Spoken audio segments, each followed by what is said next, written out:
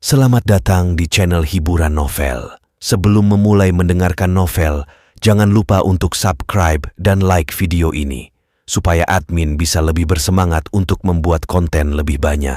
Terima kasih. Bab 176. Saat dia mengamati perubahan ekspresi Rosalie, Liam Stone terkikik dalam hati. Dia tidak cukup kuat untuk mengabaikan maksud bahwa Rosalie Nestle mungkin memiliki hubungan khusus dengan pria yang baru saja naik ke atas ring. Memikirkan ini, Liam melihat ada harapan untuk memiliki Rosalie sepenuhnya. Tanpa ada yang menyadari, Liam Stone dengan cepat mengetik pesan di ponselnya. Setelah selesai, dia melirik Rosalie Nestle. Jika semuanya berjalan sesuai rencana, wanita cantik ini akan menjadi miliknya malam ini. Di luar ring tinju, berdiri di sisi panggung penonton, Tyson Woods berada di pin dan jarum. Harvey York benar-benar gila. Menghadapi Liam Stone seorang diri untuk membuat kesepakatan adalah pilihan yang jauh lebih baik dari apapun yang sedang dicoba saat ini. Mungkin Harvey York tidak mengerti arti kata mati. Di dalam ring tinju, Harvey York dengan santai membungkus kepalan tangannya dengan perban putih, ekspresinya netral dan tidak gelisah. Lawannya, sang petinju, mengamatinya dengan senyum geli. "Kawan, jika aku jadi kau sekarang, aku akan memohon ampun dan pergi. Kau benar-benar tidak ingin bermain-main dengan kepalan tanganku. Aku tidak bisa mengontrol seberapa keras pukulanku. Akan sangat disayangkan jika kau dipukuli sampai mati hanya karena kau ingin terlihat baik di depan orang lain." Harvey tersenyum, tetapi diam saja. Dia memberi syarat agar petinju itu maju dengan jarinya. Seringai petinju itu langsung hilang dan dia menyerang Harvey dengan sekuat tenaga. Harvey York menghindar sedikit, mengelak dengan mudah. Petinju itu tidak bisa mundur tepat waktu karena gerakannya terlalu berat. Pukulannya melesat tanpa merusak sehelai rambut pada Harvey. Tampak ekspresi dingin di wajah petinju itu, Harvey York memanfaatkan kesempatan untuk melakukan pukulan kanan langsung ke wajah lawannya. Kekuatan pukulan Harvey sangat besar sehingga petinju itu merasa beberapa giginya telah dicabut dengan paksa dari mulutnya. Detik berikutnya dia terbang ke belakang, langsung terlempar keluar dari ring. Tali tebal di sekeliling ring tidak bisa menahan tubuhnya. Dia pingsan di lantai berkedut kesakitan, tidak bisa bangkit. K.O. hanya dengan satu pukulan. Keheningan memenuhi seluruh ruang olahraga tinju. Biasanya, penonton yang ingin menantang petinju selama sesi ini memasuki ring dengan hati yang ceria. Mereka bahkan tidak akan mengulurkan tangan untuk bertarung, karena mereka hanya ingin merasakan sensasi berada di dalam ring tinju. Tidak lama kemudian, mereka akan pergi. Tujuan dari segmen ini adalah untuk mendinginkan semua orang setelah berbagai pertarungan yang menegangkan. Pertarungan yang terjadi tepat di depan mata mereka benar-benar mencengangkan. Apa-apaan? Apa maksudnya itu? Apa saya melihatnya dengan benar? Bukankah petinju itu seharusnya sangat kuat? Mengapa dia begitu lemah saat melawan pria itu? Ini bukan lelucon, kan? Semuanya terlihat begitu nyata. Seruan keributan meledak dari sisi panggung penonton. Penonton menunjukkan tatapan kaget dan tidak percaya yang serupa. Bahkan Tyson Woods tercengang. Tyson selalu tahu bahwa Harvey York sangat kuat, tetapi tidak mengira Harvey memiliki begitu banyak kekuatan. Harvey berada pada level yang tidak mungkin dicapai hanya dengan mengikuti kelas kickboxing dasar atau dengan beberapa tahun berlatih. Kejagoan bertarungnya yang luar biasa hanyalah sesuatu yang bisa dicapai melalui pelatihan terus-menerus sejak usia muda. Di ruang VIP, kekhawatiran Rosalie Nestle berubah menjadi syok dan tidak percaya. Tidak pernah dia membayangkan bahwa Harvey York sekuat ini. Dia bertanya-tanya apakah ada yang salah dengan matanya. Bagaimana pria ini bisa begitu misterius juga begitu kuat? Tidak hanya dia bisa mengidentifikasi barang antik dan relik, tetapi dia juga memiliki keterampilan bertarung yang sangat baik. Tidak ada yang akan percaya bahwa dia hanyalah seorang menantu yang menumpang. Apakah ada yang salah dengan mataku? Rahang Shane Nestle ternganga karena terkejut, benar-benar bingung. Shane melihat betapa kurus dan langsingnya pemuda itu dan berharap dia akan diusir dalam waktu setengah menit. Kelincahannya tidak masuk akal. Mungkin dia pernah buta sesaat sebelumnya. Apa mungkin kekuatan dan kemampuan pemuda ini melebihi ekspektasinya? Itu sesuatu yang lain ya? Kata Liam Stone masam, tetapi dia dengan cepat memperbaiki ekspresinya. Dia merasa ada yang mencurigakan saat Tyson Woods memasuki gymnya. Sudah jelas sekarang bahwa Tyson Woods telah menemukan cadangan untuk dirinya sendiri, dan cadangan ini pasti orang gila di atas panggung. Tidak hanya itu, pria ini juga mencuri hati dari idaman Liam Stone. Secara mental, Liam menempelkan label kematian di dahi pria itu. Liam Stone, apa yang akan kau lakukan? Shane Nestle berkomentar, sekarang terhibur. Apa kau akan melanjutkan? Itu pasti. Kita tidak boleh membiarkan orang luar merusak reputasi sasana tinju kita, bukan? Jika itu terjadi, aku akan kehilangan rasa hormat dari masyarakat. Liam Stone menjawab perlahan, senyum hangat merayapi wajahnya. Yakinlah, kau pasti akan menikmati pertunjukan yang bagus hari ini. NB, maaf baru bisa update lagi karena kesehatannya masih terganggu. Semoga kalian semua dapat memakluminya. Terima kasih. Bab 177 dan ke-178. Saat dia mengakhiri kalimatnya, Liam Stone tidak mampu menyembunyikan ekspresi muaknya. Petinju yang baru saja disingkirkan oleh Harvey York sebenarnya adalah petinju terkemuka di gym ini setelah memenangkan 10 pertandingan berturut-turut. Meskipun dia mungkin bukanlah yang terkuat, kemampuannya pasti berada di level atas. Untuk benar-benar mengalahkannya akan menjadi tantangan yang cukup berat. Nona Neswell, petinju berikutnya bukanlah petinju biasa. Apa kau punya kata-kata untukku? Liam Stone berbalik untuk menatap Rosalie Neswell dengan penuh perhatian. Wajah Rosalie menjadi pucat seperti sehelai kertas. Dia mengatupkan giginya dan menjawab. Liam Stone, bawahanmu baru saja kalah dalam pertandingan. Itu benar, salah satu anak buahku baru saja kalah. Tapi karena aku harus membuatmu menikmati pertunjukan yang bagus, aku tidak bisa mengecewakanmu. Liam Stone menyeringai. Bagaimana dengan ini? Jika kau ingin berkata berhenti, kau harus melakukannya di waktu yang tepat. Atau aku tidak bisa menjamin apa yang akan terjadi. Dia mengangkat teleponnya dan menelpon. Cari yang lebih baik. Pria ini adalah seseorang yang dikenal oleh teman VIP kita di sini, jadi berhati-hatilah. Saat dia mengucapkan dua kata terakhir, dia menyeringai lebar lagi kepada Rosalie. Dia memaksakan dirinya untuk tersenyum, tetapi tatapan yang diarahkan ke ring tinju itu penuh dengan kekhawatiran. Di dalam ring tinju, wasit meletakkan teleponnya dan melirik Harvey York. Temanku, orang berikutnya adalah orang yang tangguh. Jika kau ingin berhenti, kau masih punya kesempatan sekarang. Kami tidak akan bertanggung jawab atas cederamu atau kematianmu. Para pekerja telah menerima petunjuk Liam Stone, tetapi mereka dipaksa untuk berpura-pura bahwa semuanya baik-baik saja meskipun mereka ingin menghancurkan Harvey York sampai mati. Jika tidak, bukankah kelihatannya mereka bersedia membunuh salah satu penontonnya tanpa alasan? Masalah ini bisa dibawa ke pengadilan. Latihan waspada adalah suatu keharusan. Harvey York tidak peduli. Bos besarmu mungkin memintamu untuk memberikan semua yang kau miliki, bukan? Ada apa dengan semua pembicaraan tidak berguna ini? Apa menurutmu kentang goreng kecilmu bisa menahanku? Melihat betapa tenang dan sabarnya Harvey York, wajah wasit memerah karena marah. Tidak heran sang bos ingin mereka menghancurkan pria sombong ini menjadi debu. Mereka pasti akan menyesal jika tidak melakukannya. Petinju kedua bahkan lebih berotot dari yang sebelumnya. Dia mengukur Harvey York dan berkata dengan dingin. Bro, jika aku jadi kamu, semua orang dari gym ini penuh omong kosong, bukan? Harvey York dengan cepat memotongnya. Tanpa membuang satu detik pun, dia melompat dari dasar lantai dengan sekuat tenaga. Lompatan itu membuat goncangan yang mengguncang seluruh ring. Petinju itu merasakan getaran keras di bawah kakinya dan dia menjadi syok. Seberapa gila pria ini? Bagaimana mungkin kaki kurusnya itu memiliki kekuatan yang luar biasa? Dia belum bisa melupakan kekagumannya ketika Harvey menyerangnya dengan kecepatan yang mengerikan. Dalam beberapa detik, sebuah pukulan meluncur ke arahnya. Mata petinju itu berkedut saat dia secara otomatis melindungi wajahnya dengan kedua lengannya. Namun pukulan itu ternyata hanyalah tipuan belaka. Hal berikutnya yang dia tahu, rasa sakit yang hebat menyerangnya. Lutut Harvey York menekuk perutnya, menusuk ke dalam dagingnya, dan membuat rasa sakit di seluruh tubuhnya. Bruk! Sebuah benturan keras bergema saat petinju itu jatuh. Dia berteriak kesakitan saat dia terhuyung mundur ke tepi ring, berusaha dan gagal untuk menjaga keseimbangannya. Harvey tidak menunggu lawannya dan langsung melanjutkan serangannya. Dia mengangkat kakinya dan berputar menjadi tendangan keras yang langsung mengarah ke wajahnya. Rasa sakit menyengat di wajah petinju itu saat penglihatannya menjadi gelap. Dia terjatuh ke dasar ring dan lemas, berjuang keras untuk menggerakkan tubuhnya bahkan 1 inci pun. Sekali lagi penonton terkaget dalam keheningan yang mengejutkan. Meski begitu, mereka belum juga pulih dari intensitas pertandingan sebelumnya. Kok instan hanya dengan 2 trik? Orang ini sungguh luar biasa. Menang sekali mungkin keberuntungan, tapi 2 kali? Ini pasti kekuatan aslinya, bukan? Dia benar-benar seorang petinju. Mungkin ini semua diatur oleh Jim. Bagaimana mungkin pria biasa dari penonton bisa menjadi luar biasa? Mungkin dia Dark Horse baru. Semua orang bersorak dan berteriak kegirangan kecuali Tyson Woods. Dia tahu bahwa Harvey York hanya ada di sini untuk membuat kekacauan dan membuat Jim menjadi kisruh dan tidak lebih. Di dalam ruang VIP, Shane Neswell memasang ekspresi geli. Jadi, ini Wing Chun. Sepertinya serangan itu masuk akal. Wing Chun yang dimainkan oleh pemuda ini tidak digunakan untuk sekedar menang dalam kompetisi atau pertunjukan mewah, tapi dimaksudkan untuk kehidupan nyata atau menghadapi situasi kematian.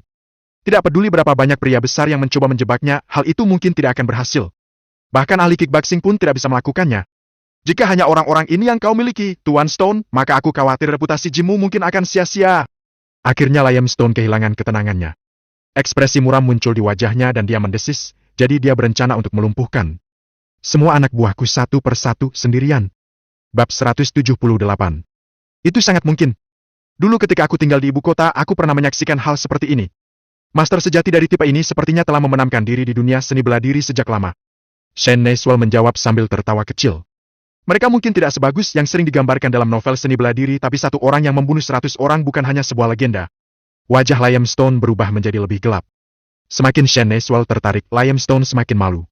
Rosalie Neswell tidak bisa fokus pada apapun yang mereka katakan. Pikirannya terpesona.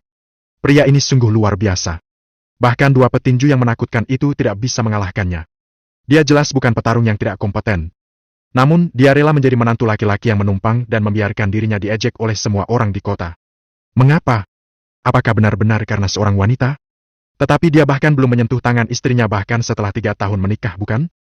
Pikiran Rosalie Neswell kacau balau. Dia tidak bisa memahami dirinya sendiri. Menyadari Rosalie semakin tersipu malu dan wajahnya merah merona, Liam Stone mendidih karena amarah. Awalnya dia ingin pamer pada Rosalie, sampai menggertaknya dengan nyawa Harvey Oak yang dipertaruhkan. Sekarang yang dia rasakan hanyalah rasa malu. Jika dia gagal mengalahkan pria itu malam ini, reputasinya sendiri akan hancur. Memikirkan hal ini, dia menekan serangkaian nomor di teleponnya dan membuat panggilan lagi. Nada suaranya sedingin es. Bawa dia masuk sekarang. Di atas ring, wajah wasit menjadi cerah saat menerima instruksi.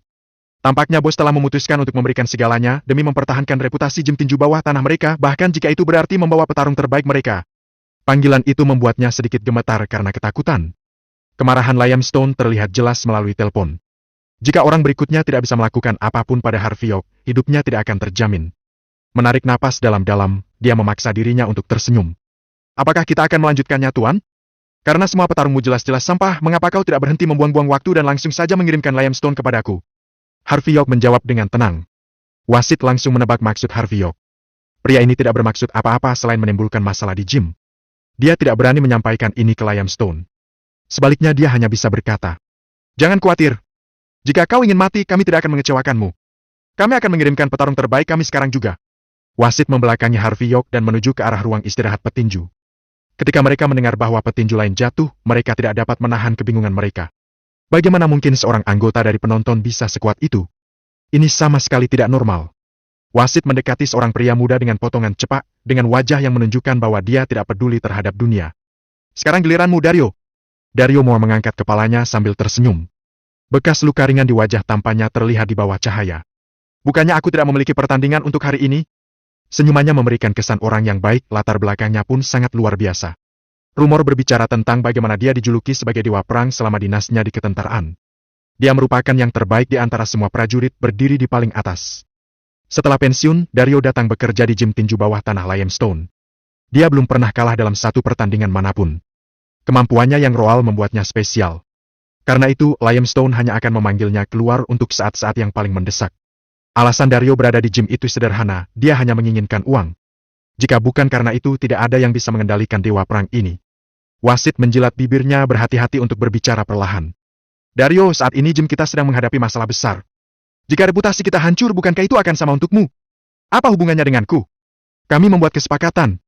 $1.500 untuk aku muncul di atas ring." Wasit tersebut mengatupkan giginya. Dia sangat tahu bos besar saat ini sedang marah besar. Jika dia melaporkan sesuatu yang sepele seperti ini, dia pasti akan dicap sebagai sampah dan berisiko dipecat dari posisinya. Sangat mustahil baginya untuk menangani resiko jika ada yang merusak reputasi gym. Setelah hening beberapa saat, dia memberitahu Dario. "Kita akan menambahkan $3.000. Dario Moore berdiri dan menepuk bahu wasit. "Saudaraku, kenapa tidak kau katakan dari tadi? Ada apa dengan semua pembicaraan yang tidak perlu sejak awal?" Dia melangkah keluar ruangan dengan acuh tak acuh. Pada penampilannya, orang-orang tidak bisa mempercayai mata mereka. Gym itu benar-benar mengirim Dario Moore kering. Bab 179 dan ke-180. Dalam situasi biasa, Dario Moore hanya akan muncul 2 atau 3 kali seminggu. Hal ini dianggap sebagai kesempatan beruntung bagi siapapun untuk melihatnya beraksi. Banyak yang datang setiap hari hanya untuk berharap melihat dia bertarung. Alasannya sederhana. Pertarungan Dario sangat kejam dan lawan-lawannya sering berakhir di dalam genangan darah mereka sendiri. Meski begitu, penampilannya membawa bakat keanggunan.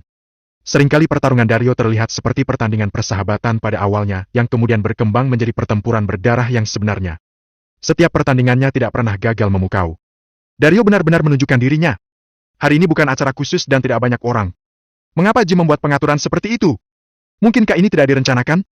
Mungkin pria bertopeng itu mencoba membuat masalah. Jika orang itu bukan bagian dari Jim, dia akan mendapat masalah besar saat Dario keluar untuk bertarung. Rumor mengatakan bahwa Dario pernah menghancurkan semua jari lawannya. Orang itu benar-benar berubah menjadi lumpuh. Aku tidak menyangka bisa menonton acara yang begitu menghibur hari ini. Datang ke sini itu tidak sia-sia. Penonton menjadi semangat dan antusias. Masing-masing dari mereka menantikan pertandingan berikutnya, bersemangat untuk melihat bagaimana perkembangannya. Ekspresi Tyson Woods berubah menjadi gugup. Dia tahu latar belakang Dario, dan Dario adalah petinju paling menakutkan dari Liam Stone. Namun, tidak ada cara untuk menghentikan pertandingan yang akan datang. Karena Harvey telah menginjak-injak reputasi Liam tidak akan mengizinkan Harvey pergi meskipun Harvey meminta untuk menyerah. Penonton menjadi lebih gaduh detik itu dan mulai bersorak dengan keras. Bunyi suara mereka yang membesar mencapai ruang VIP. Rosalie Neswell bertanya dengan sendirinya. Tuan Stone, apakah Dario sangat kuat? Liam terkekeh mendengar kata-kata Rosalie. Dia petinju kami yang paling jago, tidak ada yang seperti dia. Dia jarang terlihat. Biasanya Dario hanya bertarung sekali atau 2 kali seminggu. Kali ini bagaimanapun aku harus membayar beberapa ribu agar dia masuk ke dalam ring. Itu bukan uang yang sedikit, Nona Neswell. Jumlahnya lebih dari cukup untuk menutupi biaya hidup beberapa bulan bagi kelas pekerja. Dario hidup sesuai dengan harganya.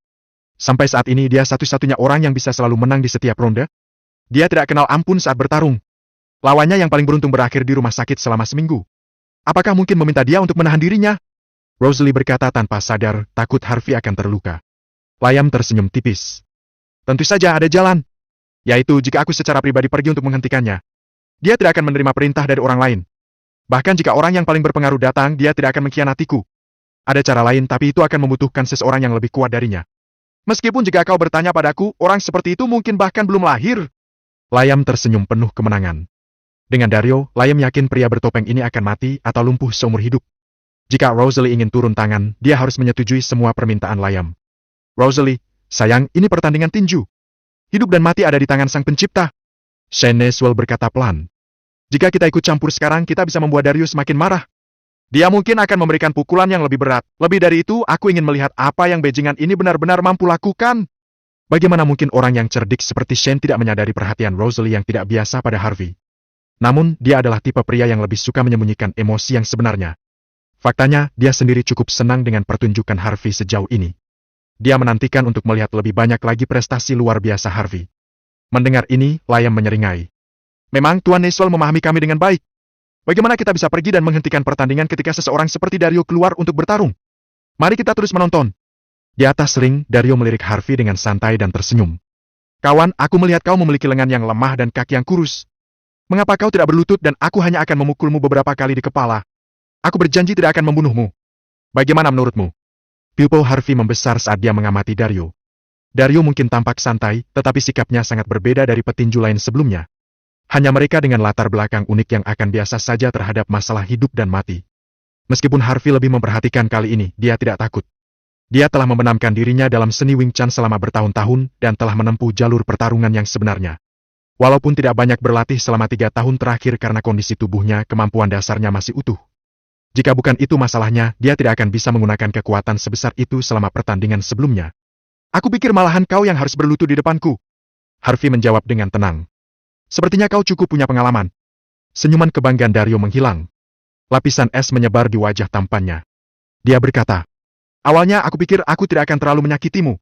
Kau membawa ini sendiri. Jangan salahkan aku atas apapun. Dario mengeluarkan beberapa perban dan membungkus sekitar tangan kirinya. Dia menggerakkan jarinya, suaranya mirip dengan popcorn yang meletus. Kaki kiri Harvey mundur setengah langkah ke belakang. Dia menekan tubuhnya dan mengencangkan otot pahanya. Bab 180. Begitu selesai membungkus perban di tangannya, Dario Moore bergerak dan menerjang ke depan. Dia menyerbu dengan kecepatan luar biasa sebanding dengan pelari cepat yang meledak melalui lari 100 meter. Harvey menekan kaki kirinya dengan kuat ke tanah, menggunakan momen itu untuk mendorong tubuhnya, dan saat itu juga dia melompat ke arah Dario. Penonton menyaksikan pertarungan berlangsung dengan nafas yang tertahan. Di ruang VIP, Shane Neswell tersenyum. Rosalie Neswell sangat gugup di sampingnya. Wajah Liam Stone yang sebelumnya menyeringai kini menjadi muram. Kedua pejuang itu bertubrukan, keduanya sangat jago dalam gaya mereka masing-masing. Bagi Dario, ini adalah pertama kalinya dia bentrok dengan lawan yang seimbang sejak dia bergabung dengan Jim. Pertarungan seperti itu sangat menarik dan membuat penasaran untuk ditonton. Buk! Dua tinju membentur satu sama lain dalam irama detak jantung yang sama. Rentetan pukulan berbenturan dengan cepat. Tidak ada gerakan fantastis, hanya saling memukul yang sengit. Rasa sakit yang menusuk melanda Harvey saat tangan kanannya mulai gemetar. Dia tidak berlatih selama 3 tahun dan karena sedang tidak dalam kondisi terbaiknya. Jika sebaliknya Dario tidak akan bisa menyakitinya. Harvey tetap tidak cemas oleh rasa sakit yang berdenyut di tangan kanannya. Dia memasang ekspresi tidak berubah seperti biasa dan matanya tetap fokus. Dario kebingungan. Ini pertama kalinya dia bertemu lawan yang bisa menyerangnya. Serangannya yang membingungkan bukan sekedar ujian kekuatan. Seseorang akan membutuhkan tubuh dalam kondisi kokoh untuk tetap berdiri.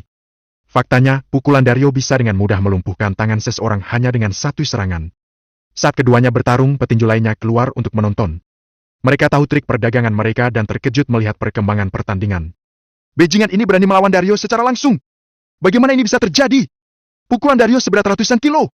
Tidak ada yang bisa melawannya dalam serangan langsung. Tetap saja, bajingan itu tidak terluka sama sekali. Jadi ini betapa hebatnya Tuan Muda Yok. Tyson Woods menarik nafas tajam, matanya berkedut tanpa henti. Harvey biasa menemaninya di jalanan dan membantu meningkatkan statusnya setelah itu. Tak terelakkan baginya untuk bertanya-tanya bagaimana orang yang begitu heroik bisa terus-menerus ditaklukkan oleh orang lain. Sikap Harvey hari ini menghapus sekejap keraguan di hati Tyson sepenuhnya. Ini pasti bercanda. Harvey bukanlah pewaris kaya berkepala kosong yang cuma tahu bagaimana menikmati kesenangan hidup. Dia adalah orang suci yang benar-benar rendah hati. Lebih penting lagi, Harvey juga tidak kurang dalam pendidikan. Dia sangat sempurna dalam kemampuan sastra dan pertarungan.